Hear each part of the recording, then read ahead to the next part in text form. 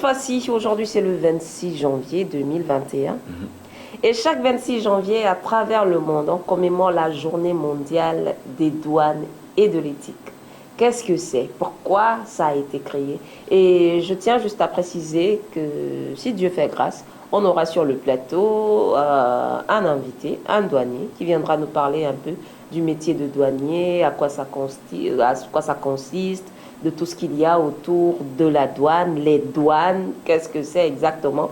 Mais avant, pourquoi on célèbre la journée mondiale, la journée internationale des douanes? Tout de suite dans l'élément qui va suivre. La journée internationale de la douane est parrainée par l'Organisation mondiale des douanes. Celle-ci compte 150 États membres et a son siège social à Bruxelles. Son but est de faciliter le commerce et les voyages pour tous les citoyens du monde.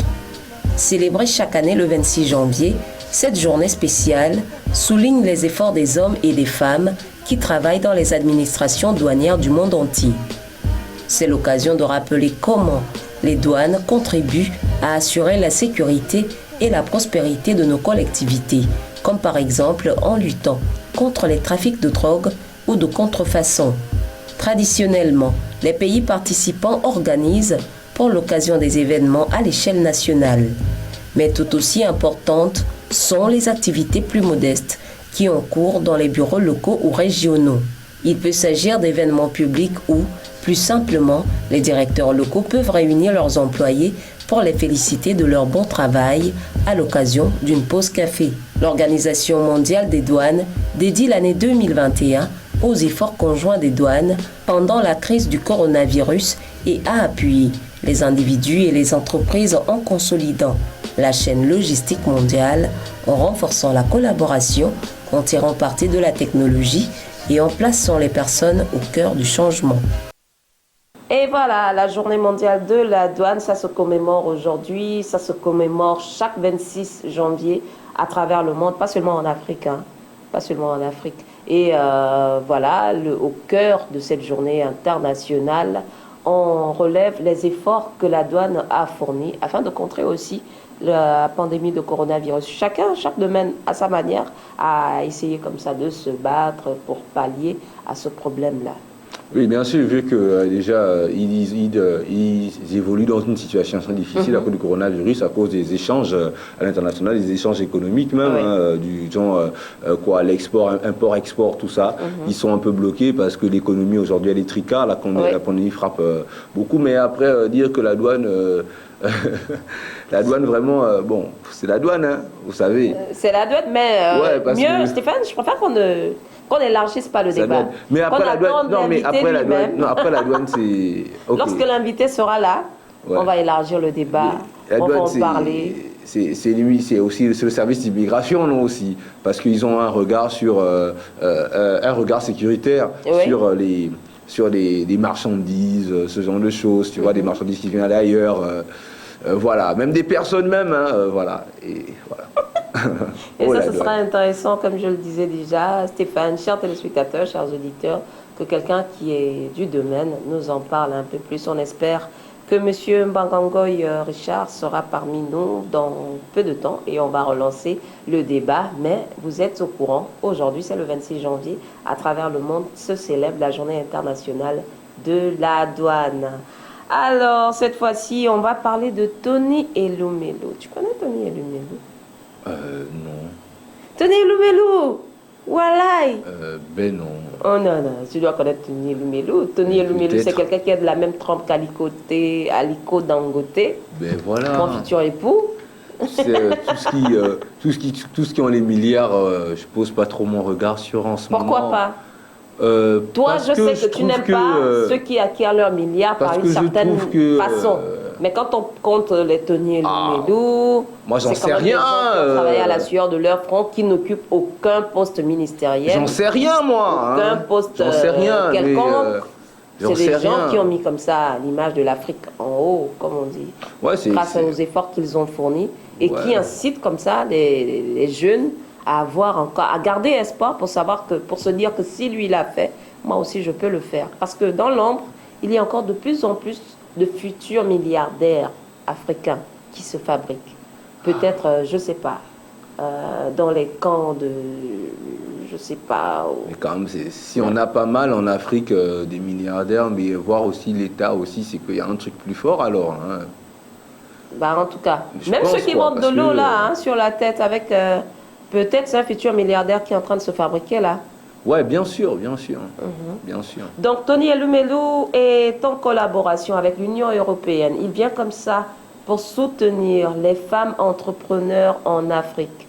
Toutes les femmes, j'espère bien, toutes catégories de femmes et qui sont dans l'entrepreneuriat sont invitées à aller peut-être jeter encore un œil sur ce projet, sur les réseaux sociaux, sur Internet pour savoir, exemple, pour avoir plus ample d'explications, pour savoir exactement comment être éligible. Mais avant, je ne vous en dis pas plus, on écoute cet élément. Tony Onyemaechi Elumelu est né le 22 mars 1963 à Jos, au Nigeria. C'est un économiste de formation, un entrepreneur visionnaire et un philanthrope. Il est l'apôtre de ce qu'on appelle l'africapitalisme, un concept auquel il a donné lui-même le nom et qui donne la priorité au secteur productif de l'économie et dont la stratégie d'investissement à long terme est tournée vers le continent africain. L'africapitalisme est allergique au renouvellement permanent de l'aide internationale et propose d'investir ses fonds dans les domaines économiques sensibles afin de soutenir l'agriculture et les petites et moyennes entreprises. De ce fait, Tony Elumelu est le créateur de sa fondation éponyme, qui est une principale organisation philanthropique en Afrique engagée dans l'autonomisation des jeunes entrepreneurs africains. L'objet de cette fondation est de promouvoir l'excellence en entrepreneuriat et en leadership dans le but de rendre le secteur privé africain plus compétitif. Récemment, la fondation a annoncé un partenariat avec l'Union européenne pour identifier, former, encadrer et financer 2500 jeunes femmes entrepreneurs africaines en 2021. En effet, la somme de 20 millions d'euros est prévue en 2021 pour apporter un soutien financier et technique aux entreprises appartenant à des femmes dans les 54 États africains, en plus de fournir un accès accru aux réseaux commerciaux, aux chaînes d'approvisionnement et aux investissements en capital risque. S'exprimant sur ce partenariat historique, Tony Elumelu, fondateur, a déclaré « Nous sommes ravis de nous associer à l'Union européenne qui partage notre capacité unique à identifier, former, encadrer et financer de jeunes entrepreneurs à travers l'Afrique.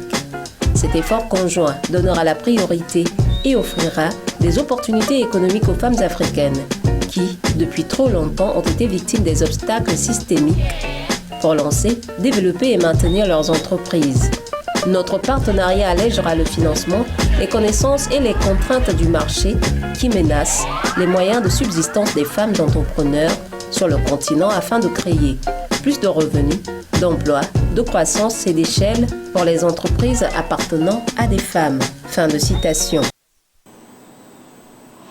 Voilà, Tony Elumelu qui vient en aide comme ça aux femmes entrepreneurs parce que lui, il estime que l'éternel endettement de l'Afrique, ça ne l'arrange pas. Il faut qu'on puisse faire en sorte que ceux qui sont déjà en train de se débrouiller, qu'on puisse encore les booster afin que la personne ne parle plus de s'endetter, de prêt en fait. Lui, quand il parle d'africapitalisme, c'est sortir l'Afrique de cet éternel endettement, aller toujours demander des dettes, des prêts, des dettes et des prêts qui ne sont jamais remboursés et qui ne font que s'ajouter en fait, surtout non seulement pour les intérêts et en plus parce que à la limite les problèmes ne sont jamais réglés, sinon ils s'accumulent. Maintenant, ils décident de venir soutenir cette frange de la population qui sont les femmes entrepreneurs afin que ces femmes-là soient bien assises dans leur entreprise et qu'elles puissent comme ça créer une chaîne qui va aider d'autres femmes qui veulent aussi entreprendre. Je respecte beaucoup l'idée, c'est une très belle initiative, c'est bien pensé, tu vois, et puis c'est même ça, c'est la logique de la vie, normalement, quelqu'un qui gagne de l'argent, c'est militant, et il devrait pouvoir créer des opportunités pour les autres, oui. il devrait normalement s'investir pour les autres, parce que c'est ça, en fait, ça devait être une chaîne.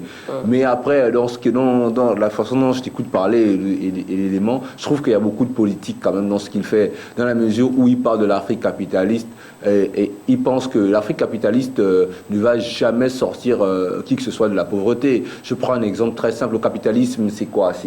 Bon, ça c'est mon point de vue. Oui. Le capitalisme, pour moi, c'est l'exploitation. C'est pas parce que quelqu'un va trouver peut-être une opportunité de travailler. Dans quel sens? Parce que le capitalisme, c'est le profit. C'est clair. Le profit envers qui? Le profit envers le profit envers ce que tu veux te remplir, ce que tu veux mettre sur les poches. Stéphane, la vie, c'est un profit du moment où mais ce que je dis, je refuse pas. Je dis ce qu'il fait est bien. Mais je dis que le concept du capitalisme ne peut pas sortir tout le monde de la pauvreté. C'est pas possible. Le concept de la capitalisme serait toujours basé sur le fait qu'on va exploiter les gens. Afrique-capitalisme, c'est ce qu'il te dit. Non, l'Afrique. Pour que l'Afrique puisse dépendre uniquement de lui-même. S'il dit l'Afrique capitaliste. Il veut dire, et en même temps, il préfère que s'il y a des prêts à faire, que ça se passe entre Africains. Par exemple, si on est ici, Stéphane, si toi tu viens me faire un prêt, étant donné qu'on a déjà nos liens qui sont déjà tissés,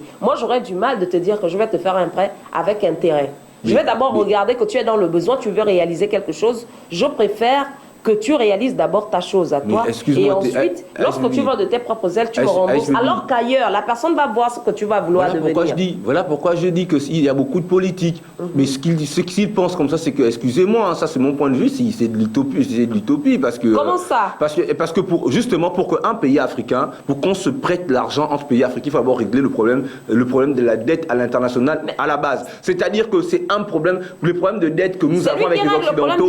C'est ce que je dis. Donc, à son niveau, il apporte déjà une résolution. Mais s'il pense résoudre le problème, s'il va apporter une résolution en voulant que, exemple, les États africains puissent se prêter de l'argent, il faut d'abord régler le problème de fond. Maintenant, c'est pas mauvais.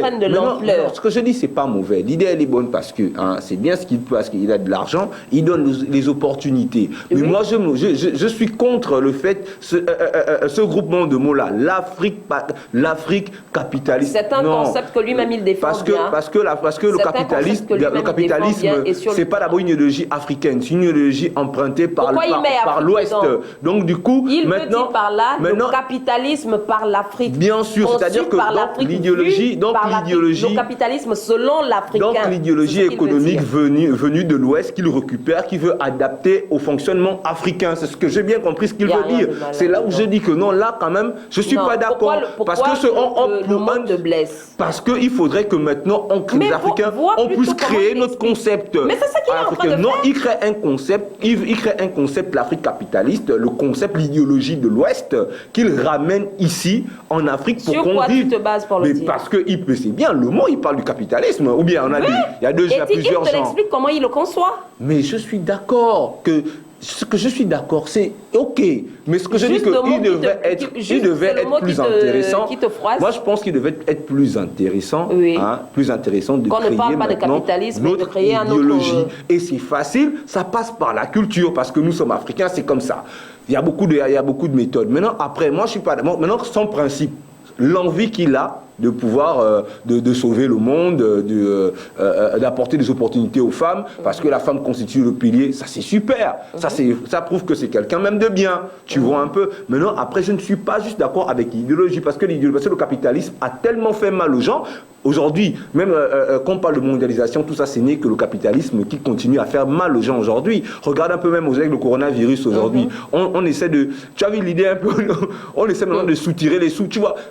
Malheureusement... Mais ça, c'est entre Africains nous-mêmes. Le mal de l'Afrique aussi, c'est d'abord... Et puis après... Là, ça n'a plus rien à voir avec... Et puis après, Ice Baby, je ne dis pas que... En fait, je ne suis pas en train de m'opposer même à l'idéologie, au capitalisme, parce que c'est quelque chose qui va bien avec un certain peuple, avec ceux qui l'ont créé, parce qu'ils l'ont créé, ce machin. Mais moi, je me pose, parce que quand ça vient retentir sur nous, on a, à un moment donné, on se sent un peu perdu. Voilà pourquoi on est comme ça. La misère, on vit dans la surexploitation jusqu'à maintenant.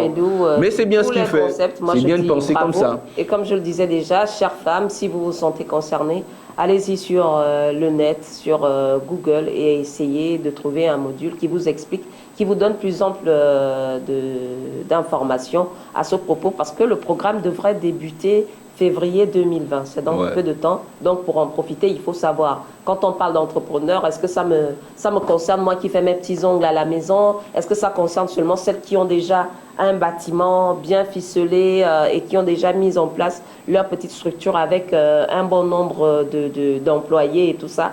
Entrepreneur, c'est qui exactement? Si ça vous dit, allez-y et vous allez trouver le module sur Google qui va vous expliquer de long à large. Est-ce qu'il donne directement le capital? Je suis sûre. Ah, ça va être super. Hein. Il y a des choses, il y a des formations qui seront donc, faites. Franchement, allez-y. Il y a des formations qui seront faites. Il y a un financement aussi. Un financier qui commence par le capital. Franchement, je te jure que moi, je vais tenter. Il y a pas c'est pour les femmes seulement. Mais il n'y a pas de problème. Je veux voir Mago. Je veux dire Mago que non, vas-y.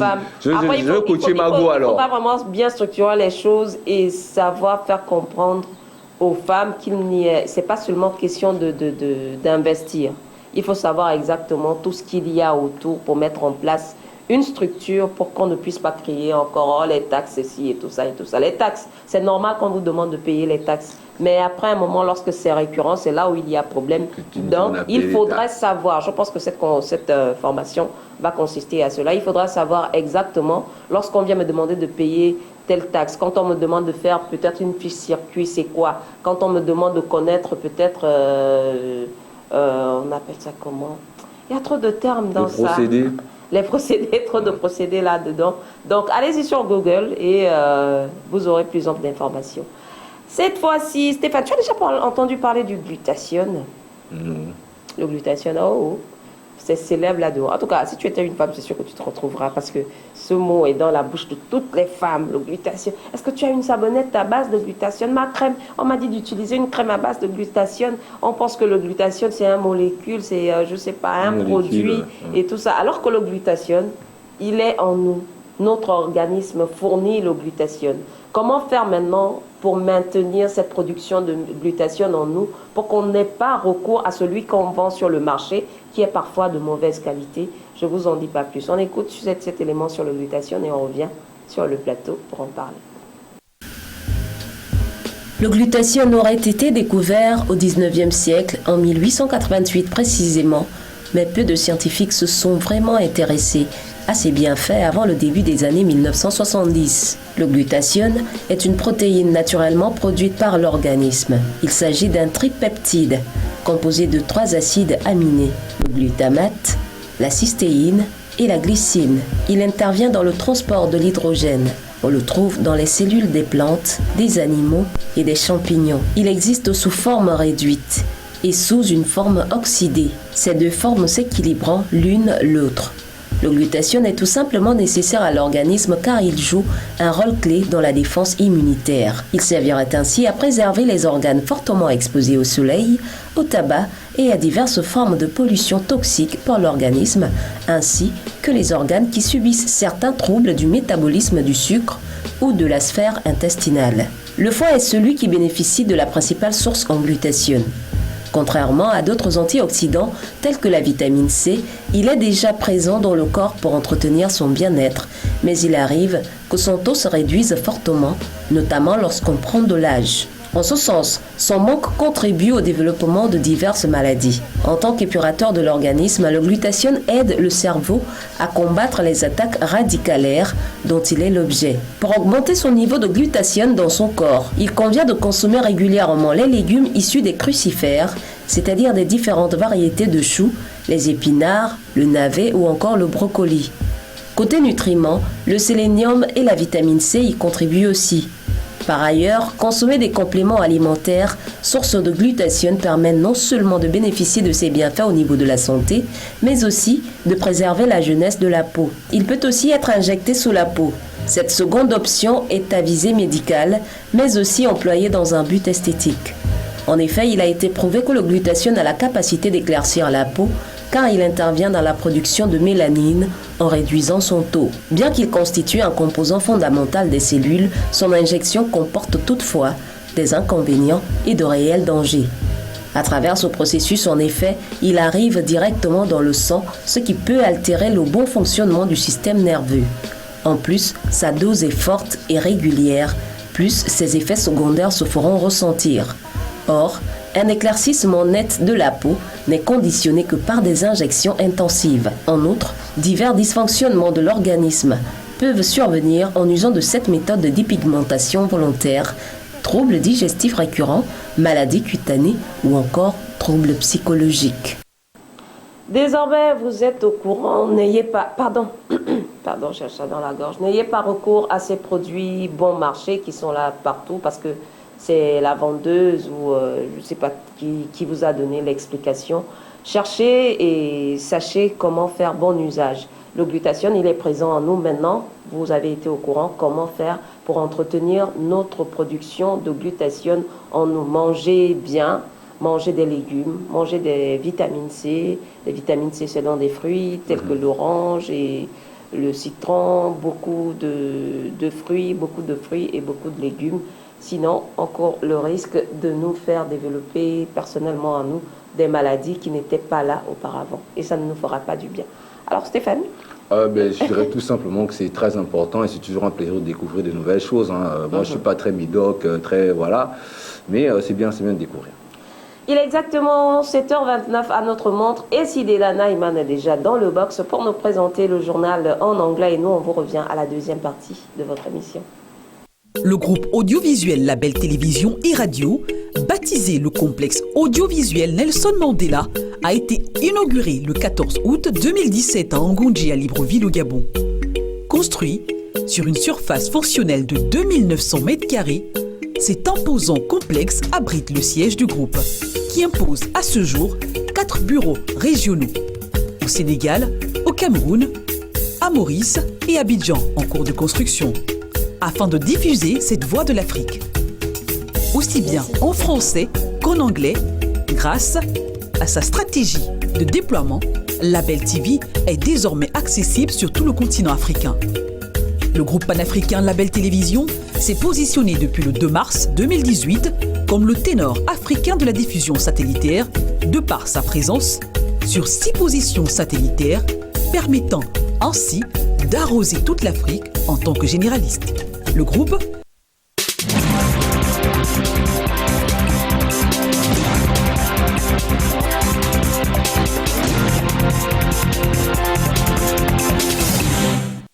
Good morning, ladies and gentlemen. You are welcome to the morning news on Label Matinal.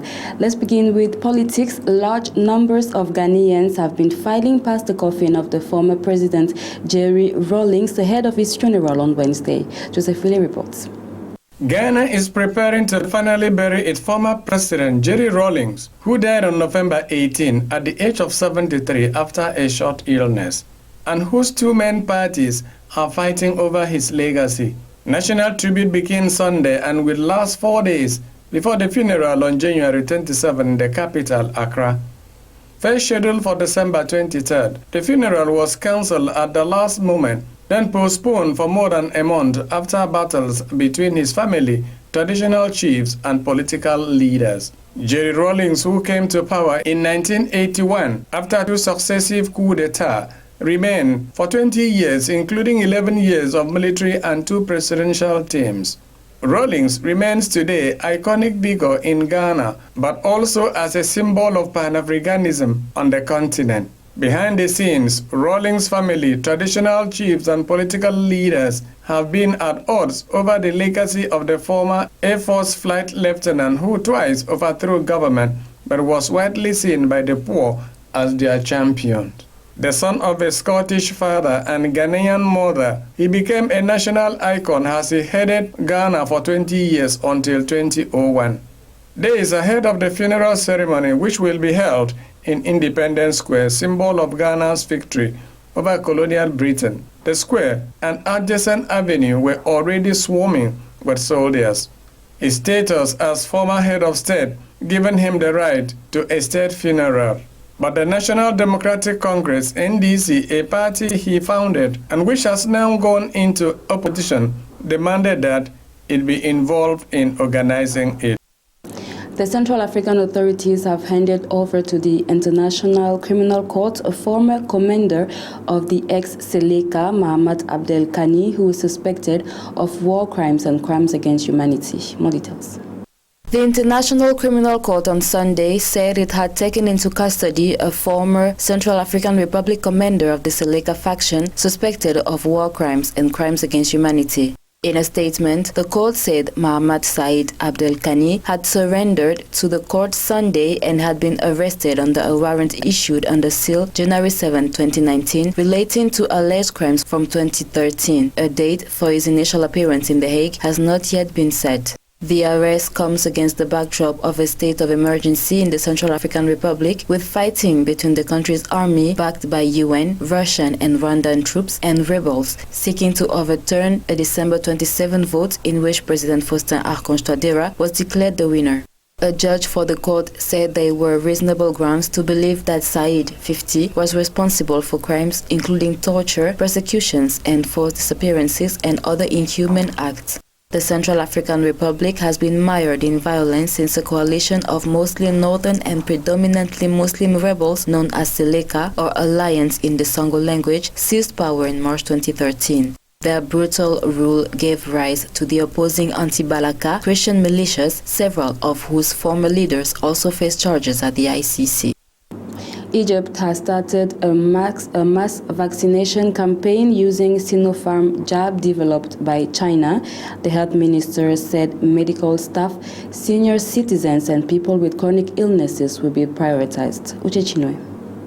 Egypt, the Arab world's most populous nation, has begun the process of vaccinating its more than 100 million citizens against the coronavirus. And on Sunday launched a vaccination campaign against the pandemic with the first shots of the Chinese state-owned pharmaceutical giant Sinopharm's vaccine given to healthcare workers in the Suez Canal city of Ismailia. Egyptian President Abdel Fattah al-Sisi announced the start of the campaign and said that medical staff will be the first in line to receive the jab. Egypt received the first shipment of vaccines developed by Sinopharm last December. Last week, the country's Minister of Health said that Egypt would receive 40 million doses through the International Vaccine Alliance, a sufficient amount to vaccinate 20 million people, or 20% of Egypt's population.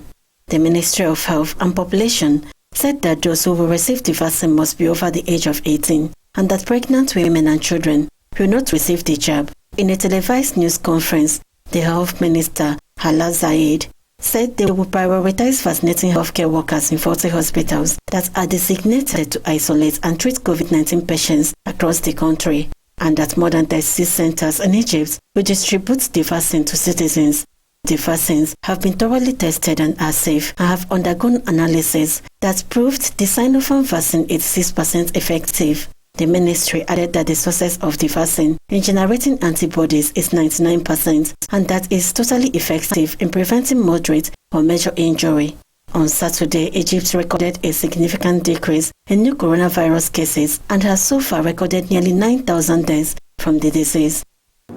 African telecom operators are currently facing a growing demand for quality connectivity, and a new satellite launched by China could respond to this demand and could even allow them to attack new market niches. More details.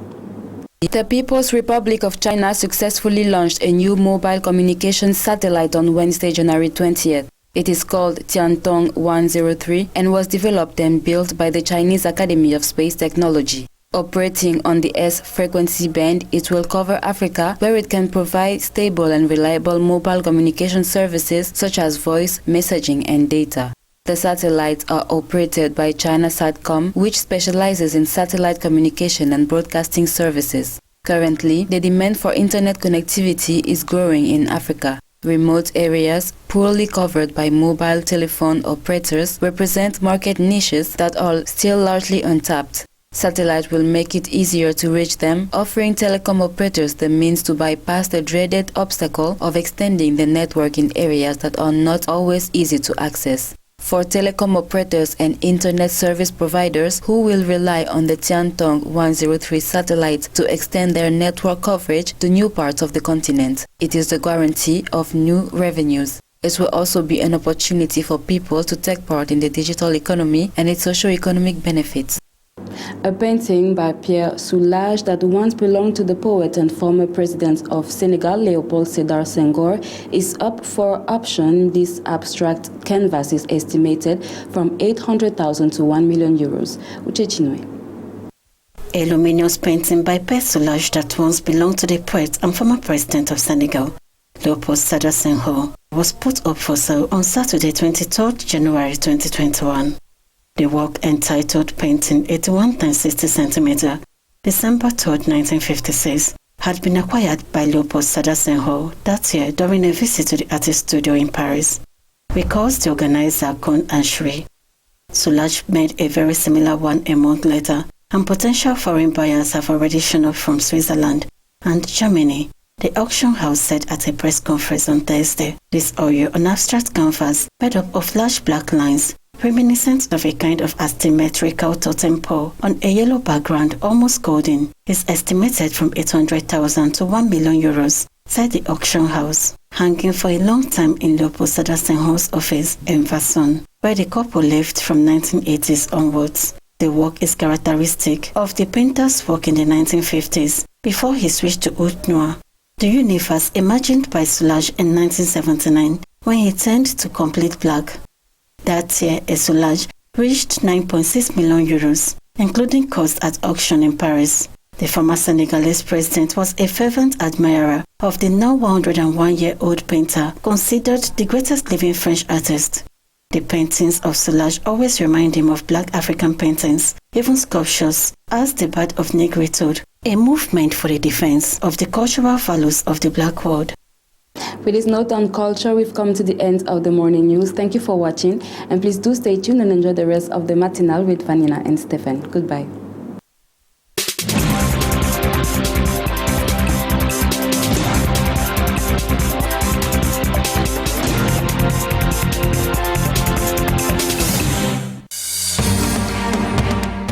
Agence de publicité, annonceurs, opérateurs économiques de tout secteur d'activité. La même publicité vous ouvre ses portes, ses espaces et ses produits à des coûts défiant toute concurrence. Profitez de notre positionnement satellitaire pour vous permettre d'être visible en Afrique et dans le reste du monde. Pour tout renseignement, appelez-le +221 33 867 59 81, le 78 204 26 22 22 pour le Sénégal, le +237 691 333 306 pour le Cameroun et +241 746 290 90 pour le Gabon. Chers téléspectateurs, chers auditeurs, après la belle présentation de Sidela Naïman, la belle présentation du journal en anglais par Sidela Naïman et cadré par Bilongo Joseph, cette fois-ci on est dans la deuxième partie de votre émission, la matinale de la belle radio et télévision, la chaîne panafricaine et internationale. Je le disais à l'entame de l'émission qu'aujourd'hui c'est le 26 janvier et qu'à travers le monde on célèbre la journée mondiale des douanes et qu'on aura un invité sur le plateau pour nous dire un peu plus sur le sujet. Et là, on a Monsieur Mbangangoy. Monsieur Mbangangoy est secrétaire général. Présentez-vous, s'il vous plaît. Bonjour. Bonjour, madame. Voilà, je suis Monsieur Mbangangoy Richard. Je suis secrétaire général du syndicat autonome des agents de douane. D'accord. Secrétaire général autonome du syndicat des agents de douane du Gabon. Il faut préciser. Du Gabon. Parce que la belle radio et télévision est une chaîne panafricaine et internationale. Alors, au niveau du Gabon, comment ça se commémore la journée mondiale des douanes? Et ça consiste exactement à quoi? Alors, il faut d'abord savoir que la journée mondiale des douanes a été instituée par l'Organisation mondiale des douanes, dont les douanes gabonaises sont membres. D'accord.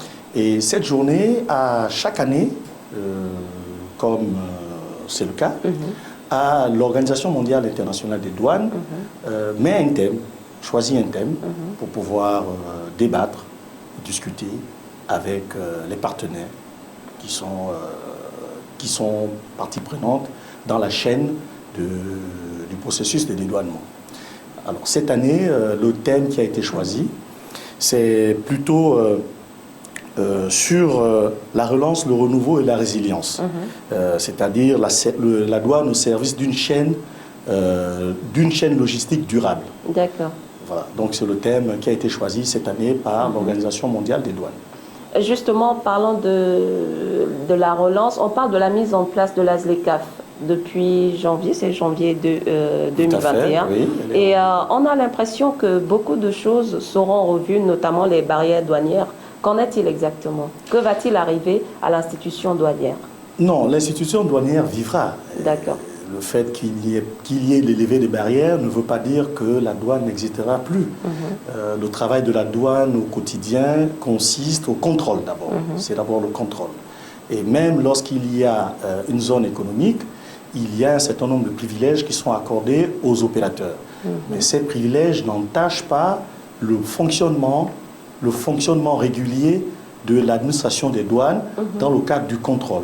Parce que toutes les marchandises qui rentrent ne sont pas souvent soumises ou qui ne sont pas souvent, les droits de douane ne sont pas souvent levés. Donc il y a certaines marchandises qui peuvent faire l'objet de paiement de droits et il y a d'autres qui ne pourront faire l'objet qui pourront avoir des droits assez levés, je veux dire. D'accord, Stéphane. Alors moi je veux aller dire bonjour.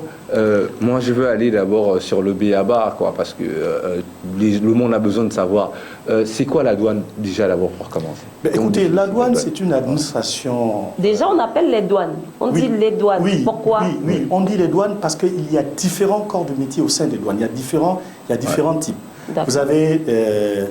Vous avez les services de brigade, vous avez les services d'opération commerciale, vous avez un certain nombre de services au sein de la douane, au sein de la douane dont on parle des douanes.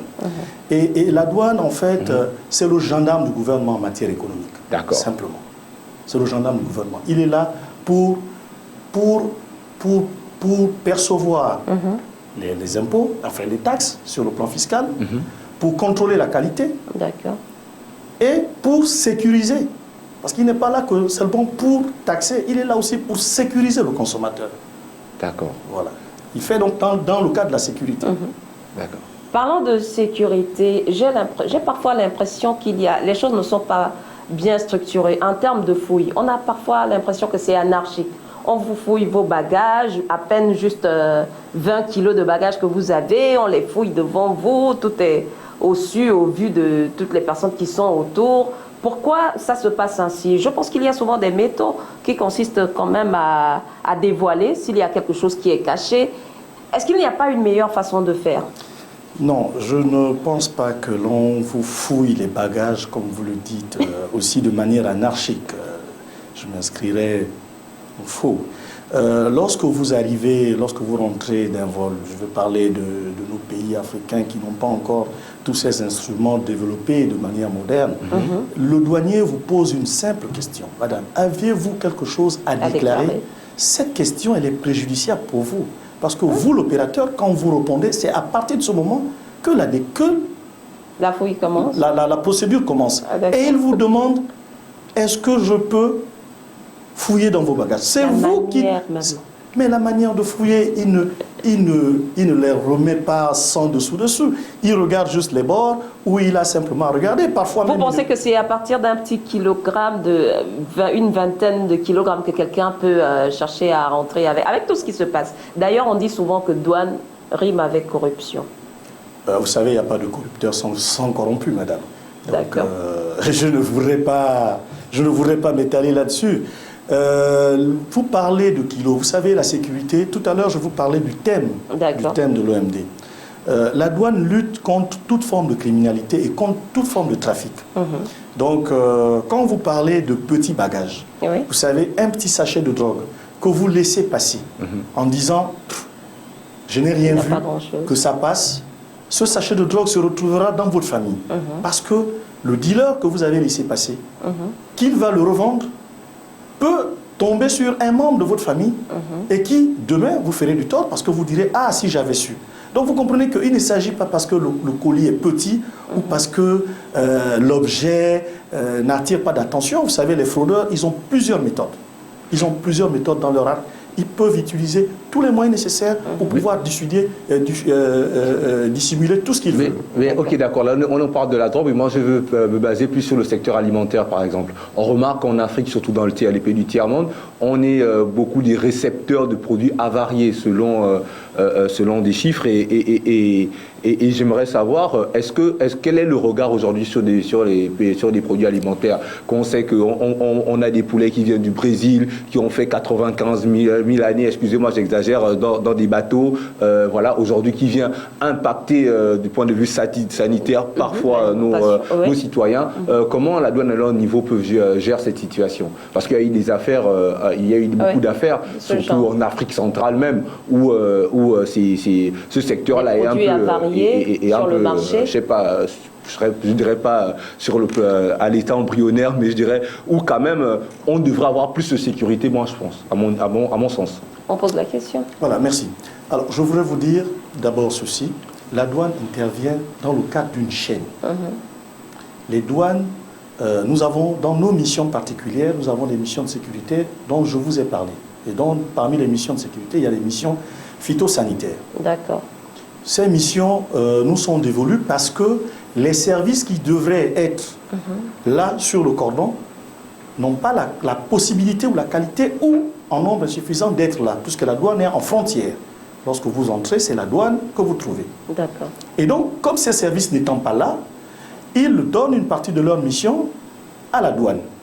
Et lorsqu'il y a des alertes qui sont données par ces services pour nous informer qu'il y a telle marchandise en provenance de tel pays qui rentrera dans tel port à Abidjan, à Lomé ou je ne sais où, la douane tout de suite se met en mouvement. Oui. Dans le cadre du contrôle, parce qu'il y a des alertes, parce que les services collaborent entre eux. Donc la douane ne peut pas, comme ça, imaginer sur le plan alimentaire que telle marchandise est avariée, s'ils n'ont pas les outils nécessaires. Parce qu'il y a des services qui, au quotidien, sont dans ce domaine-là, et ce sont eux qui nous avisent. Je prendrai par exemple le cas du Gabon, avec la Gaza, l'Agence gabonaise de la sécurité alimentaire. Mais c'est quand même assez dangereux parce que vous dites, quand vous avez défini la douane, vous avez dit que c'est la sécurité du pays de ce point de vue-là. Mais justement, la sécurité, c'est quand même assez dangereux. Mais la sécurité, nous la faisons à ce niveau. Oui. Lorsque nous contrôlons une marchandise, si et seulement si nous constatons que l'usager ou l'importateur qui présente un dossier n'a pas un certificat ou n'a pas les autorisations nécessaires liées à cette marchandise, mais nous ne l'acceptons pas sur le territoire. Nous le renvoyons vers les services appropriés. Lorsque nous constatons au cours d'un contrôle et que nous avons des doutes sur, par exemple, la rupture de chaîne de froid de ces aliments, de visu, tout de suite, nous faisons appel à des techniciens beaucoup plus poussés. Et au sein même des services des douanes, nous avons des douaniers qui aujourd'hui, parce que la douane devient une douane des métiers, nous avons aujourd'hui des douaniers qui sont formés aussi dans le cadre par exemple des produits alimentaires pour la détection, comme un peu sur les problèmes de drogue. Donc, nous faisons ce travail-là, mais c'est vrai, vous savez, on ne peut pas dire à 100% qu'on peut éradiquer tout ce genre de fléau. Il y a toujours une infime partie, moi je dis une infime partie, pas aussi comme à l'époque, il y a toujours une fine partie qui peut s'infiltrer. On a plutôt l'impression que c'est maintenant que les choses prennent de l'ampleur. Les dégâts, c'est maintenant qu'il y a plus de dégâts qu'avant. Il y a plus de dégâts, c'est-à-dire? En termes de, lorsqu'il parle d'alimentation avariée, on parle un peu de corruption, de pots de vin au niveau du service des douanes. On voit beaucoup de choses un peu dehors. Et parfois, on se pose la question, en tant que citoyen lambda, comment ces choses font pour entrer dans le pays? Mais vous savez, je ne voudrais pas dire que nos frontières, nous faisons le travail qui est le nôtre, à notre niveau. Et vous savez, les fraudeurs ou les contrebandiers, ils utilisent des méthodes. Parfois, ils ne passent pas par des frontières, ils ne passent pas par des voies légales. D'accord. Ils passent par des voies détournées, ce sont des marchandises que nous retrouvons.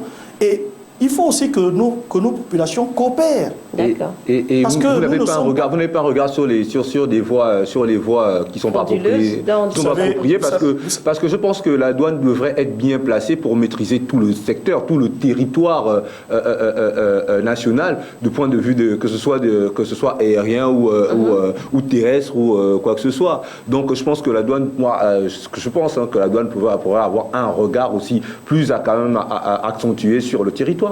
Oui, ce que vous dites, vous savez, en Afrique aujourd'hui, même aux États-Unis, j'ai vu le président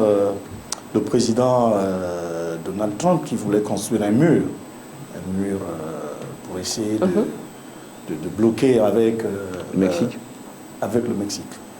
Vous imaginez, vous prenez un douanier que vous allez mettre sur chaque kilomètre carré de nos frontières en Afrique. Vous voyez ce que ça va faire comme agent de douane? simplement pour faire un mur de barrière pour que... Non, détrompez-vous. Oh, mais aujourd'hui, il y a la technologie, monsieur. Oui, non. Mais la technologie, je veux bien. Je vous ai dit... Les Américains ne mettent pas chaque personne à machin. Non. Ils utilisent... Non, mais je vous ai dit que le risque zéro n'existait pas. D'accord. Mais la tendance aujourd'hui... Et le Gabon, c'est quand même un exemple de renseignement, quand même, du point de vue mondial. Non, quand même. Non, je vous ai dit que le risque... Non, excusez-moi. Non, je vous ai dit que le risque zéro n'existait pas. D'accord. Mais la tendance aujourd'hui, c'est de faire en sorte que ce risque soit le moindre possible en termes de danger que l'on peut aujourd'hui, en matière de sécurité, mettre en pratique. Donc, c'est pour simplement dire que nous faisons un travail important. C'est vrai peut-être parce que les douanes africaines, parfois, souvent, nous ne communiquons pas assez. Mais je vous assure que nous mettons en place, nous avons des opérations telles que CRIFAM que nous mettons en place. Mais les saisies que nous opérons là-dessus, c'est assez important. Nous communiquons entre nous, c'est vrai, mais peut-être que le public lambda n'a pas peut-être toutes ces informations. Mais je vous assure que tout ce que vous voyez parfois qui sont des produits impropres à la consommation, parfois ça passe par des voies détournées. C'est parfois par des pirogues, c'est parfois par des endroits. En tout cas, si c'est par des voies légales, ce n'est pas possible. D'accord, ok, moi je veux toucher un autre point, je vais aller un peu sur le plan économique. Je suis un jeune Gabonais, voilà, je suis passionné, exemple, du métier d'audiovisuel, par exemple. Je décide de rentrer chez moi avec un certain matériel, et puis après, on me demande beaucoup de taxes à payer, on me pose des questions si c'est pour faire du commerce, tout. Il n'y a pas, est-ce que vous n'avez pas, je sais pas, vous n'êtes pas un peu souple avec les nationaux qui reviennent essayer d'entreprendre quelque chose, vu que l'entrepreneuriat, ce qu'il paraît au Gabon, c'est ce qui va sauver la situation économique. Mais lorsque un jeune décide de venir comme ça, se débrouiller avec son matériel, même s'il vient faire le commerce même, c'est assez un peu chaud au niveau des douanes quand même. Bon, entre-temps, on veut rentabiliser pour le pays. Il faut déjà reconnaître ceci. C'est que la douane n'impose pas des taux ou des tarifs à qui veut. C'est le législateur qui vote ces taux et ces tarifs-là, et le gouvernement, donc le politique. Oui, bien sûr. Nous ne sommes là que pour appliquer ce qui a été décidé. Et nous travaillons sur la base du code, de la réglementation, du tarif, des décrets, des lois, des décrets, des arrêtés et des décisions. Tout cela, ce n'est pas le douanier qui les met en conception. Le douanier n'est là que pour... Je vous ai dit que c'est le gendarme. Il est là simplement pour appliquer ce qui lui a été dit d'appliquer. Alors, quand vous parlez d'un jeune qui rentre, d'un jeune qui rentre, bien sûr. Mais ce qu'il amène, c'est une marchandise. Elle est taxable. Oui, mais c'est pour le... D'accord, oui. Ces taxes sont parfois plus lourdes. Oui, j'en viens, monsieur. La personne a dépensé sur l'achat de la marchandise. Je vous ai dit que c'est le législateur. Oui, j'en viens. Je vous ai dit que c'est le législateur. Et là, aujourd'hui, la journée aujourd'hui qui nous parle de la chaîne, qui nous parle de la chaîne logistique, met en place des instruments pour lesquels nous devrions avoir un regard assez important. Ça veut dire quand vous allez chez un commerçant, vous allez payer une marchandise. Vous n'apportez pas la vraie facture. Pour vous, vous vous dites, moi je vais payer moins, et vous voulez surfacturer. Vous voulez la réduire. Mais le douanier, son travail au quotidien, c'est le contrôle. Lorsqu'il s'aperçoit dans le fond que cette facture a été minorée, c'est normal qu'il vous redresse. Et vous trouvez... Minoré, c'est-à-dire? C'est moi qui ai acheté ma marchandise. Mais oui, mais vous l'avez payé. Pourquoi vous la trouvez minorée? Mais si je la trouve minorée, c'est parce qu'au quotidien, ce micro, je sais qu'il coûte 20 francs. Oui. Vous savez que par des tours de passe-passe, si je rentre 20 francs, on va me calculer à 30% le taux, 15% ceci, 15% là. J'aurai à payer, je ne sais pas, 50% du coût de la valeur de ma marchandise. Et donc, vous allez minorer votre facture d'achat. Et quand vous allez la minorer, moi, le douanier, mais c'est mon travail au quotidien. Je sais que ce micro ne vaut pas cela. Oui. Et donc, je suis obligé de vous ramener au taux normal. Et d'ailleurs, même quand vous partez du pays où vous partez, parce qu'il y a une collaboration entre les douanes du monde. Je vous ai parlé de l'Organisation mondiale des douanes. Oui. Bien sûr.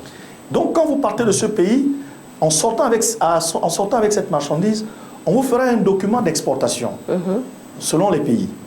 Ce document d'exportation, c'est le douanier qui va vous demander de donner la valeur réelle de votre marchandise en sortant. Vous allez la lui donner, si c'était la marchandise, ce serait le coût réel. Ce document, le douanier, au départ, le garde. Moi, le douanier, à l'arrivée, si je doute de votre marchandise, je peux faire appel aux collègues de la douane extérieure dans le cadre de la coopération. Mais il me renverra le prix exact de votre micro au départ de son pays. D'accord. Monsieur Mangango, une autre émission, elle est interactive. Avant de vous laisser décliner le programme qui a été établi par rapport à la Journée mondiale des douanes, il y a quelqu'un qui pose une question, un jeune Gabonais. Il demande pourquoi on a souvent l'impression que l'accès à la douane pour les jeunes Gabonais qui veulent exceller dans ce domaine est parfois fermé. On n'est jamais au courant des concours à cet effet, on n'est jamais au courant de ce qui se passe. On entend seulement, on voit seulement au journal de 20h. 50 recrues au sein des douanes. C'est un gros secret. On aimerait savoir maintenant ici. C'est un mystère. Je vous regarde. Alors, vous savez, je vous ai dit que je suis le secrétaire général du syndicat autonome des agents de douane. Encore mieux. En abrégé, le SAD. D'accord. Le SAD est un syndicat responsable. Nous, au sein du SAD, nous luttons pour les intérêts du douanier et de la corporation, des douaniers. Et des agents qui sont au sein de cette administration, donc y compris les non-douaniers, comme on le dit. La question du compatriote qui se pose la question de savoir comment les gens rentrent en douane, on n'est pas informé. Je crois savoir que je ne suis peut-être pas la personne indiquée, mais le recrutement, il se fait par la fonction publique. Le recrutement au sein de l'administration. Et c'est en fonction des besoins. Pour accéder à la douane, je passe par la fonction publique. Et comment se passe la communication, par exemple ? Comment se passe la communication ? Oui, pour que tout le monde soit au courant. Elle est gouvernementale. C'est le gouvernement, donc le ministre de l'économie. On a l'impression qu'elle n'est pas ouverte. Elle n'est pas ouverte, non, mais pourquoi ? Ça dépend, c'est en fonction. On est jamais au courant. Je soutiens ce que l'enfant dit. Mais ceux qui sont là, comment ils ont fait ? Ah, c'est à vous de nous dire. Ah, mais écoutez, moi je ne sais pas, moi je vous dirais simplement... En tant que syndicaliste, moi j'ai par contre une question. Oui, récemment, il y a quelque temps, on va rapidement finir avec vous, il est 8h, et récemment j'ai vu à la télé des anciens douaniers, oh là, désolé, hein, franchement, désolé, j'ai été choquée de voir des gens qui ont presque... Qui ont déjà atteint l'âge de la retraite et qui ont déjà accédé à l'âge de la retraite, qui grévaient pour dire qu'ils ne voulaient pas aller en retraite, qu'ils voulaient rester là. D'après vous, en tant que syndicaliste, est-ce que c'est normal? Moi, j'avais vu ça. C'est au Gabon? Oui, au Gabon. Des gens qui ne voulaient pas aller en retraite? Oui, qui manifestaient qu'ils ne voulaient pas déjà prendre la retraite. Des douaniers. Je ne crois pas que ce soit ici au Gabon. Oh, c'était ici au Gabon. Non, non. Bon, attendez. Non, à ma mémoire, non, je n'ai pas souvenance. Les grèves que je sais que nous avons déclenchées au niveau du Gabon, au niveau de la douane, concernaient sur un certain nombre de problèmes dont on a mis sur la place publique, des primes et un certain nombre de reclassements des situations administratives. Et sur l'audit des primes que nous avons eu en 2017-2018. Alors, au sortir de tous ces mouvements de grève, il y a eu 2 décrets qui ont été pris par le chef de l'État, que au passage, nous remercions vivement pour nous avoir permis d'avoir ces décrets. Mais les situations administratives, parce que les situations administratives aujourd'hui sont en train d'être régularisées. D'accord. Je pense que certains camarades, certains collègues, ce mois ont dû avoir du sourire pour certains, parce que d'autres ont été intégrés, d'autres ont été reclassés. Donc ça, c'est à ma connaissance. Ça, c'est ce que je sais. Mais des vieux douaniers qui ne veulent pas. Non, d'ailleurs, en parlant, puisque vous m'avez dit que je devais décliner le programme, dans le programme, d'ailleurs, ils seront aujourd'hui à l'honneur.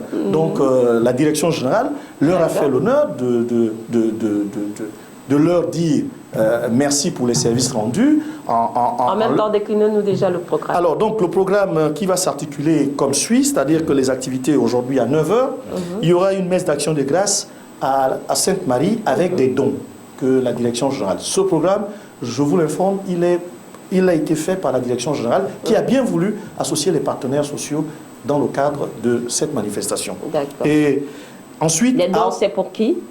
Pardon? Vous faites les dons à qui? Nous ferons les dons à des offrandes et autres, donc à des orphelinats, à des enfants de la rue, à des gens qui sont dans des difficultés. D'accord. Voilà, nous sommes des humains, il faut bien y penser. Alors, et à midi, et nous aurons à partir de 11h30 à 12h15 la première phase des cérémonies d'hommage. Vous voyez? Donc l'hommage aux retraités, justement. Hein. Nous ferons l'hommage aux retraités. Il y aura le discours du chef du directeur général et il y aura la remise des présents. Donc à ces retraités-là qui ont travaillé pour l'administration, qui nous ont accompagnés, qui ont rendu des beaux et loyaux services. Ensuite, de 12h à 14h, nous aurons la deuxième phase. La deuxième phase d'hommage aux retraités. Et à 14h, 15h, nous aurons une séance de travail avec tous les directeurs centraux, donc le directeur général. Et cette séance de travail se fera par visioconférence. Donc on va leur envoyer l'identification, comment ils pourront faire. Et compte tenu de la situation de la pandémie, donc nous n'avons pas pu étaler notre programme avec beaucoup d'autres, des ateliers et autres que l'on pouvait faire visiter. Voilà, simplement on a limité parce que nous ne voulons pas aller à l'encontre de tous ces problèmes. Voilà un peu, grosso modo, comment serait dressée la journée d'aujourd'hui. Et voilà ce que les douanes attendent. Monsieur Mangangoy Richard, la Belle Radio et Télévision vous dit merci pour votre disponibilité de ce matin. Si vous avez autre chose à ajouter, c'est le moment. Voilà. Ce que j'ai ajouté, c'est simplement appeler les uns et les autres, les collègues douaniers, au ressaisissement, pour leur dire qu'aujourd'hui, le président de la République a pris 2 décrets. D'accord. 2 décrets pour instituer les primes, la performance budgétaire et la prime spécifique. Dans ces 2 décrets, il y a un certain nombre de choses qui ont été déclinées, à savoir l'assiduité, à savoir le rendement, la ponctualité et la performance. Parmi les performances, il y a la performance collective et la performance individuelle. Donc j'invite les camarades, j'invite les collègues à un ressaisissement. Essayons de nous mettre au travail pour pouvoir faire en sorte que ce qu'on nous a reproché hier, que demain ça ne soit pas quelque chose qu'on puisse encore nous reprocher. Montrons-leur que nous pouvons réaliser un certain nombre de choses. Et à partir de ce moment-là, si nous avons pu atteindre ces objectifs, et à partir de ce moment, nous pourrons revendiquer ce qui a revendiqué, si cela n'est pas fait dans les télés. Voilà ce que je pourrais dire aux camarades, et tout en leur souhaitant bonne journée des douanes aujourd'hui, à tous les douaniers d'Afrique et du monde. Merci. Monsieur Mangangoy. On va dire au revoir à Monsieur Mangangoy en musique, et après la musique, il y aura le sujet débat. Mais par rapport au sujet débat, je pense quand même, je profite déjà de sa présence ici en tant qu'homme. Monsieur Mangangoy, vous pouvez demander à votre femme d'arrêter de travailler pour qu'elle vienne s'occuper des enfants à la maison. C'est pas possible. Je ne peux pas demander à ma femme d'arrêter de travailler. Pourquoi? Il faut bien qu'elle soit aussi indépendante sur le plan financier. Parce que vous estimez que la famille, c'est grâce à elle que cette famille-là doit fonctionner, c'est elle qui doit éduquer les enfants, elle doit rester à la maison. Non, c'est pas possible. La femme, elle doit travailler, même si elle apporte l'éducation. L'homme aussi a aussi le devoir d'apporter l'éducation aux enfants. Merci, Monsieur Mangangoy. On dit au revoir à notre invité en musique et on revient sur le plateau pour lancer le sujet débat que les téléspectateurs et les auditeurs attendent avec impatience.